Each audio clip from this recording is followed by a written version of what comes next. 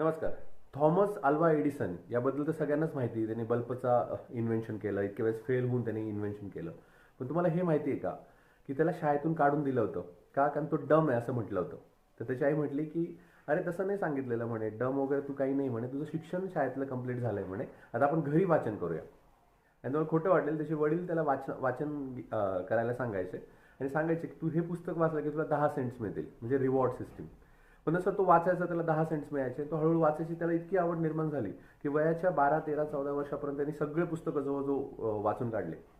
आणि वयाच्या 14व्या वर्षी त्यांनी स्वतःचं वृत्तपत्र सुरू केलं. त्याचं नाव होतं नॅशनल हेराल्ड. त्याला 300 गिराईक सुद्धा त्यांनी बघितले होते. जर तुम्हाला जरी काही त्याच्या स्टोरीज वाचायला भेटल्या तर खूप इंटरेस्टिंग स्टोरी. त्यांनी वृत्तपत्र कुठं इंजिनमध्ये, म्हणजे रेल्वेचं इंजिनमध्ये त्यांनी ती एक फॅक्टरी घेतली होती. तर खूप इंटरेस्टिंग आहे, तुम्ही तेही नक्की वाचा. त्याचबरोबर लहानपणी जर 8, 9 वर्षाचं असताना त्याचं एक भांडणं झालं मित्रांबरोबर आणि मित्रांनी कुठेतरी त्याला कानाखाली वाजवली. वाजवल्यानंतर एडिसन काय झालं, डीप झाले, म्हणजे त्यांना ऐकायलाच बंद झालं. तर ते फक्त 15% त्यांना ऐकू येत होतं.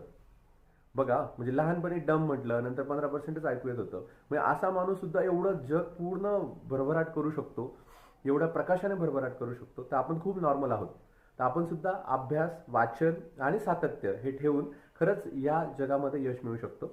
We will do it together. Thank you.